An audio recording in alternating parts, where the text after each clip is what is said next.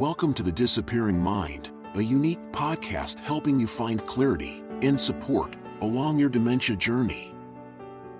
Now, join National Dementia Trainer and Coach Dawn Platt for an all-new episode. Hello and welcome to the podcast. This is your host, Dawn Platt, and thank you for joining me on the podcast one more time to talk about all things dementia. I am getting ready to start a series that I thought might be kind of interesting for you. I normally don't do too many series, but today we're going to talk about navigating dementia, living well and thriving. That's going to be our topic. But there are a number of things that I want to discuss in this series. What does living well with dementia mean? Should you remind someone that they have dementia? Information and guidance for living well with dementia, especially in the early stages of Alzheimer's disease and related dementias. And then another topic in this series that we're going to cover is how important is getting a diagnosis. We've talked about that a few times, but generally, I want to get into it deeper because it constantly comes up. It's something that people bring up, and I happen to think it's really important, but we'll get into that topic. So let's get started today, navigating dementia and living well and thriving. So first off, I want to just start with an introduction. And I told you before that I create the podcast in and around interesting questions that people ask me throughout the course of dementia coaching or working with families in my career as a senior living professional who oversees many memory care communities throughout the United States. And really, it is just my way of trying to find things that I feel like are interesting and impactful for you. I do have a virtual support group that I offer every other month, and you can find that located on our resource page if you're interested in joining me in that. And I like to keep it intimate. I like people to ask questions that are relevant to them and their situation wherever they are in the dementia journey. But today, let's talk about the introduction to living well with dementia. So, embracing positivity despite the diagnosis. Individuals with dementia can approach life with positivity and resilience. I've seen it happen. It can happen. And we all know people like that. It's possible.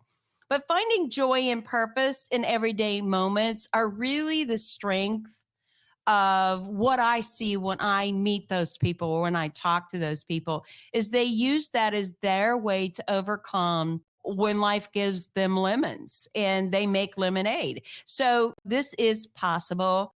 Using a personalized approach, in other words, living well with dementia, is highly individualized, just as our lives are and the choices that we make, but recognizing that each person's experience is unique and requires tailored strategies to support their well-being. We're individuals here. Even when we get a diagnosis, doesn't matter what the diagnosis might be, we're going to approach it as individuals. We're all going to have our own ways that we deal with something, and it's no different with dementia. And focusing on quality of life rather than focusing solely on managing systems. Oftentimes when we talk about dementia, there are a couple of things that come to mind. People automatically think, oh, it's the end, or I'm going to have every symptom that I've heard about or that my friend's mother had, whatever the case might be. And that absolutely isn't true. And then the other thing is that people assume that people lose their intelligence or who they are, and to some degree, facilitating intelligence or change in personality does happen. But certainly, rather than focusing solely on managing symptoms, we want to live well with dementia, emphasizing the maximum quality of life that we can live. We want to promote independence, maintain social connections, and foster as much as possible their or our emotional well-being. And this is true for the individual who's been diagnosed and their family member. Listen, family members and caregivers go through this. It takes part of them, not only part of the person who is suffering with dementia, but it takes part of the family, of the caregivers. It takes away something that they love. And so this is really important as we go through this journey to have these kind of discussions. What does living well with dementia mean? I think about some of the people that I have met over this journey. I remember those who have lived well and died well. And I think that the reason that I remember them so much is they have impacted my life. Their attitude, their decisions, and the way that they have walked this journey have been meaningful and impactful on me as a person. We're going to meet people who are able to do that well, and then others that maybe not so much. But let's just talk about a scenario. So, meet Sarah, a vibrant woman in her late 70s, was diagnosed with dementia 3 years ago. And despite the diagnosis, Sarah approaches life with a positive sense about her life, with positivity. Each morning, Sarah takes calm walks in the park, connecting with neighbors along the way. Sarah finds solace in painting, spending hours in her studio expressing herself through art. With minor adjustments at her home, like labeling drawers, using sticky notes, installing handrails, Sarah has been able to maintain her independence. Through Sarah's journey, we see that living well with dementia is about finding joy and purpose in everyday moments, despite the challenges that lie ahead. I love that. I meet people like that all the time. And I encourage that whether you have dementia or whether you don't, life deals you some hard blows. And so it's really about a mindset. The decisions that we make, the priorities that we place on life and family and friends that really make the difference and the lasting difference when it actually comes to an end. So let's just talk here about James. James is a retired teacher who was diagnosed with dementia 2 years ago. And despite the challenges that he faces, James has remained determined to live life to its fullest. And I've talked about this in the past. There's a Ironman contestant out there, someone that's consistently run the Ironman that was diagnosed. I really need to get that guy on because talking about living his best life, what a testament, what an inspiring story. But James, every week, he volunteers at the local library where he helps children with their reading skills. Despite his memory lapsings, James' love for teaching shines through as he patiently encourages and supports each child. In his free time, James enjoys gardening in his backyard, finding peace and purpose amidst the blooming flowers and lush greenery in his garden and in his yard. Tending to his garden brings him a sense of accomplishment and joy, reminding him of the beauty of life beyond his diagnosis. James' resilience and positive attitude inspire those around him, really inspire all of us, proving that with the right support and mindset, it is possible to find fulfillment and happiness despite living with dementia. These scenarios just remind us it is possible and that it is about a mindset and doing the best that we can with what we have to work with.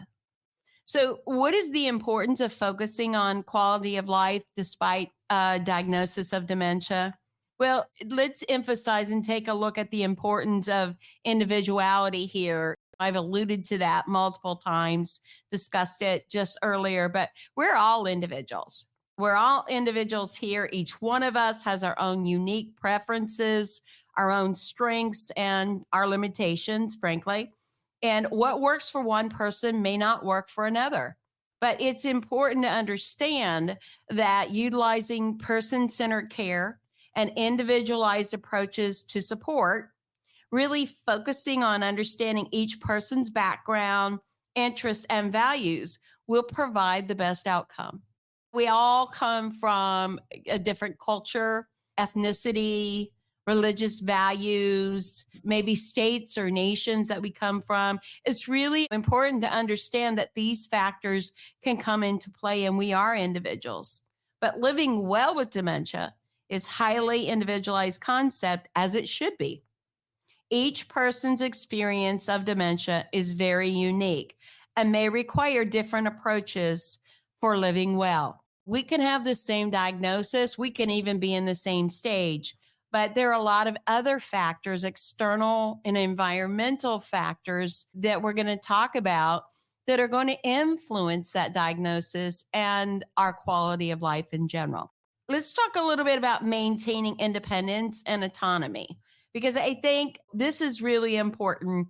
I've seen over and over again families want to do things immediately for someone who has the diagnosis as if now that they know that they have it, they aren't capable anymore. That's just not true. They still maintain a lot of independence and probably will for some time in this dementia journey. And so we need to recognize that. But let's explore some ways to promote independence and autonomy for individuals with dementia, and the importance of empowering individuals to make choices on their own and participate in the decision-making processes. I've heard my own mother say, I'm not a child. You don't need to make all the decisions for me. And we certainly don't want to assume that they can't make certain decisions. Obviously, we want to set some boundaries.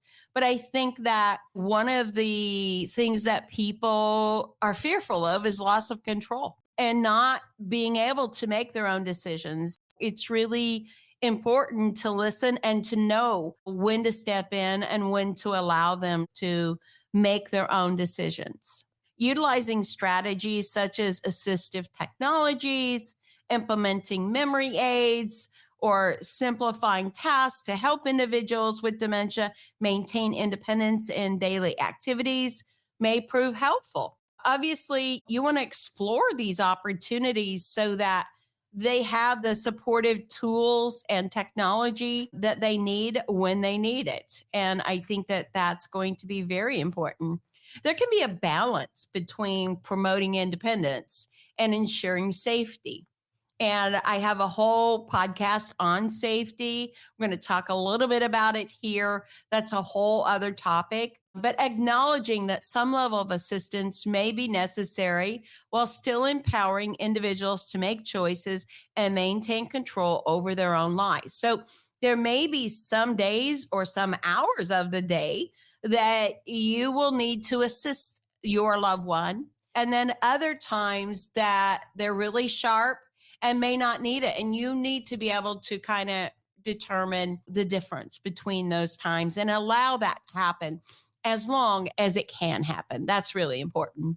Let's create supportive environments for the individual with dementia. So let's talk about the significance of creating supportive environments that accommodate needs and having a supportive environment, whether it's in a living space, whether it's access to regular nutritious meals or medication management, as well as access to socialization opportunities, can make a difference in the people's lives and the journey when they have dementia.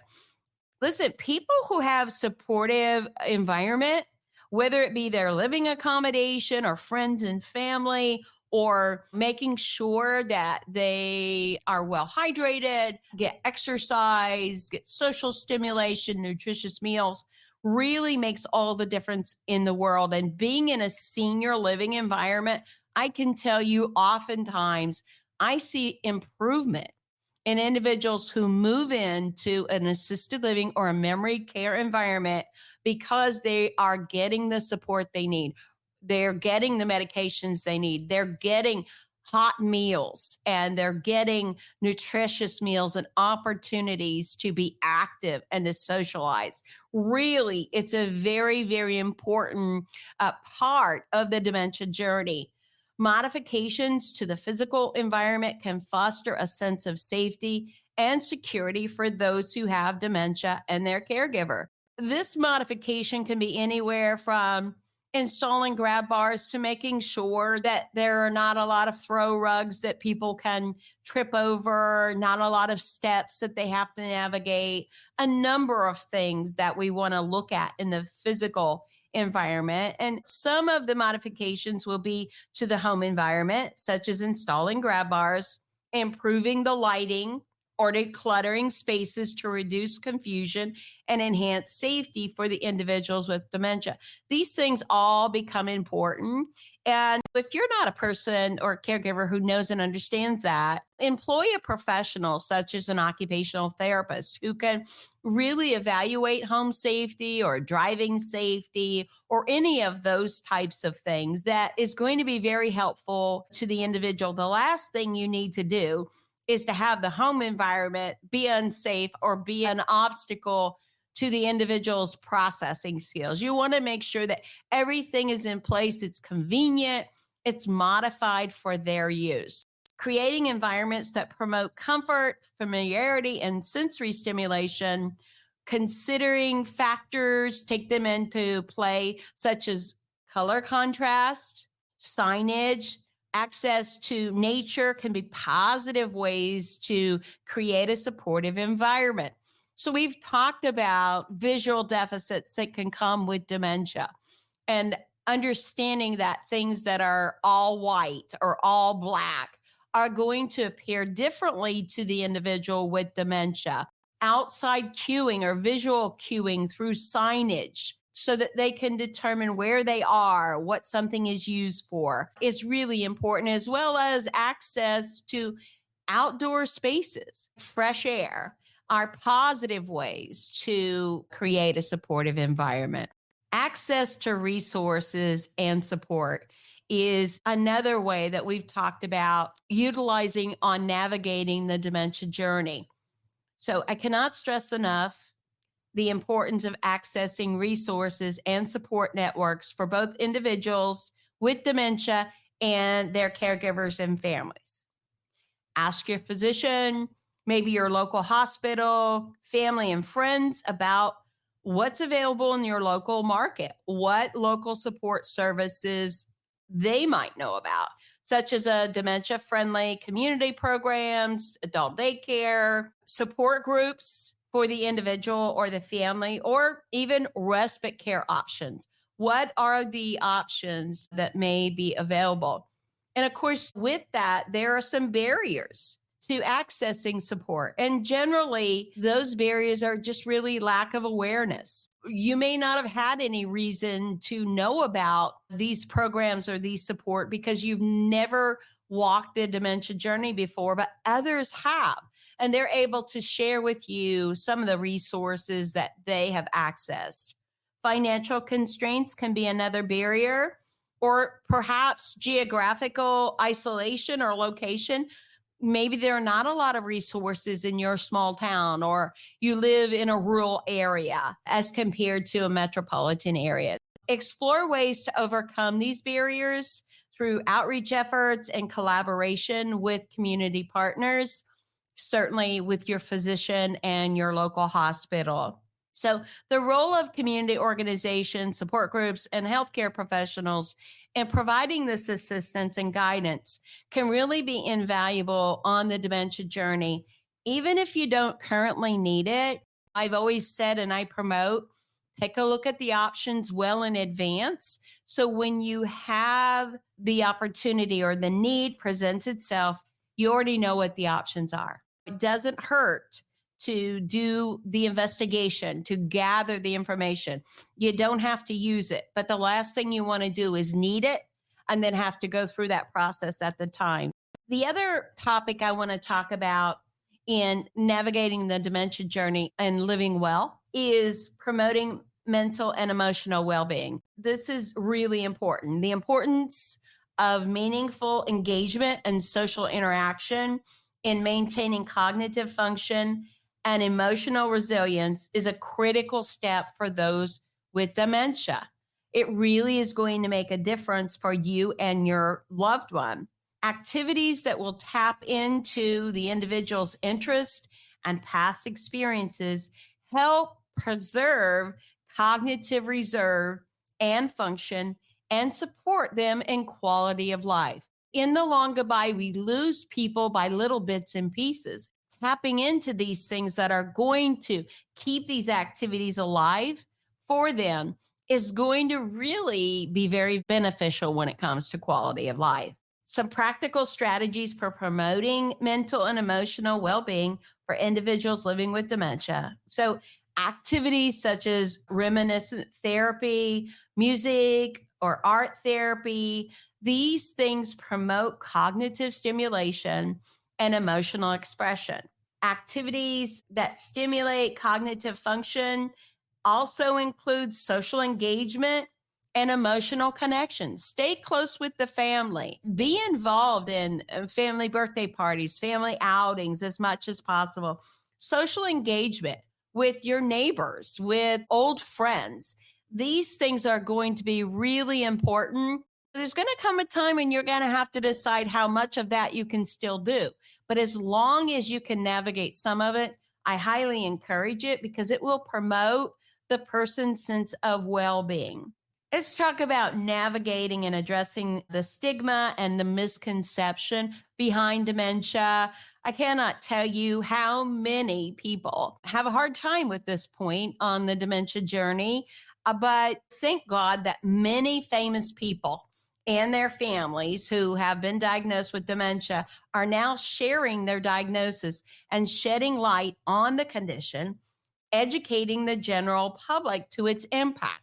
So we have seen everyone from Glenn Campbell, Robin Williams, and now Bruce Willis, others that are coming out. This is really shedding light on Alzheimer's disease and related dementias, and that this happens to real people.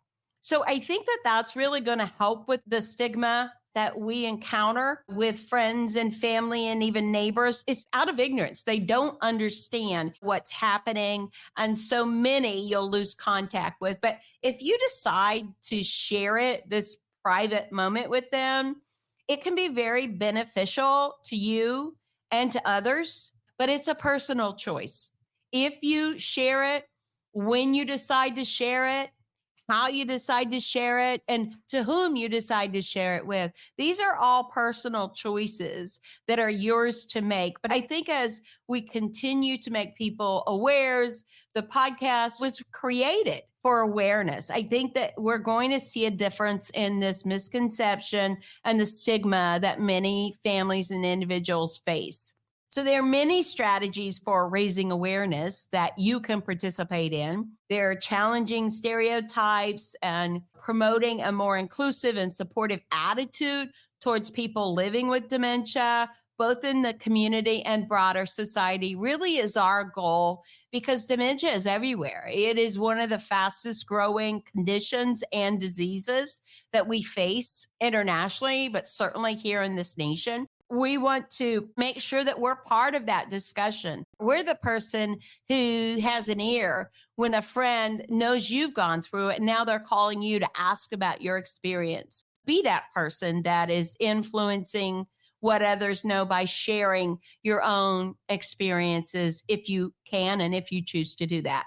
Encouraging meaningful connections is another way to ensure that someone on the dementia journey is living life well. I cannot stress enough the importance of maintaining meaningful connections with family, friends, and community. I try and do this even on my own, have tried to do it throughout my mom's journey. Maintaining those connections, those things that bring them and you joy, are really going to make a difference in staying connected with the individual. The benefits of social activities such as intergenerational programs, volunteer opportunities, or group outings for individuals with dementia and their caregivers are overwhelmingly positive. And I find throughout my coaching career that families who stay active and to keep the person as active, including them, not excluding them, really see a much more positive outcome in quality of life for their loved one. There's several ways to facilitate social connections and combat social isolation, which is a real thing. It's very prevalent. We see it a lot. We see it in our neighbors. We see it with our friends, including technology, the use of technology for virtual interactions. Certainly, someone would need to facilitate them for that, but it's a wonderful way to stay connected. Community-based events and support groups tailored to specific interests or cultural backgrounds is a great way to keep them connected to something that's meaningful in their life. Fostering social connections and reducing feelings of isolation are only a few of the many benefits of staying connected. Staying connected is the one thing I will say in my own mother's journey was grounding for her. She never forgot who I was. She never forgot. She might misplace a name or not be able to name her great grandchild, but she was connected. She was involved, and it meant so much to her. I remember our last family vacation, which was not that many weeks before she passed away. It was almost miraculous how she was able to navigate socially with the family during our vacation time and how much it meant to her. She exhibited this independence that she had not had in months. It was just really very powerful to see. And I just can't encourage you enough to try and facilitate that if at all possible. Now, obviously, if that's negative and it doesn't turn positive, it's something you're not going to want to do. But with the right support, I think that it can be done. And it will be very, very beneficial for them to have the many benefits of staying connected, especially to family, but also to friends and maybe even to their church. It's going to be very important for them. Adapting to changing needs. This is really critical in navigating the dementia journey and living well because it comes in stages, in waves, and there are several stages that you may encounter during the time and new things that you may encounter. So adapting to changing needs is going to be important. Being flexible during this dementia journey is going to be beneficial for you and your loved one. Let me acknowledge that living well with dementia is an evolving process that may require adapting to changing needs over time. You got to stay flexible. Not everything is going to work. And sometimes it works and sometimes it doesn't. Don't throw the baby out with the bathwater. Be flexible. Do the things that are beneficial to you and your loved one. So it may require reaching out and getting professional support and guidance, being part of a support network, hiring a professional that can come in and give you some advice and some options. This is going to be really important to the success of you and your loved one on this journey. Individuals and caregivers who have successfully adapted to the progression of dementia by adjusting routines, accessing additional support service when needed, or modifying the living environment simply do better when it comes to quality of life. Over and over again, they just simply do better. I've seen it in hundreds and hundreds of families. Just the outcomes are better. They're so glad they made the decisions that they made. When I look back, the benefits of making those decisions are good ones. And I don't regret those decisions that I've advised people to make or that I've made myself for my own loved one. Remember to stay flexible. This is really important and resilient in navigating challenges associated with this disease. Make personal decisions and do what is best for you and your loved one. I said it over and over. I'll continue to say it. All things are good, but all things are not good for you and your loved one. Make decisions that are going to benefit you. I hope that today's topic in this series is going to be very beneficial for you navigating dementia, living well and thriving. I think it's possible. It's very possible for us to be able to do that. Let me just give you some closing thoughts today as we end the podcast. And let me leave you today with some words of encouragement and empowerment to remember that living well with dementia is possible. with the right support and the right resources. It is significant to embrace a holistic approach to dementia care when that care prioritizes dignity, respect, and quality of life for the individual living with the condition and for their families. I encourage you to continue seeking information, advocating for change that can foster a more inclusive and supportive society for all. You are not alone in this. We're with you here at the podcast. You have choices. Do what is best for you and for yours. Until next time, this is Dawn Platt. Make it a memorable day. Thank you for joining us for the Disappearing Mind podcast. We hope it's helped you find clarity and support along your journey. Be sure to subscribe to never miss an episode, visit our website to suggest future topics, and share the podcast with friends and family.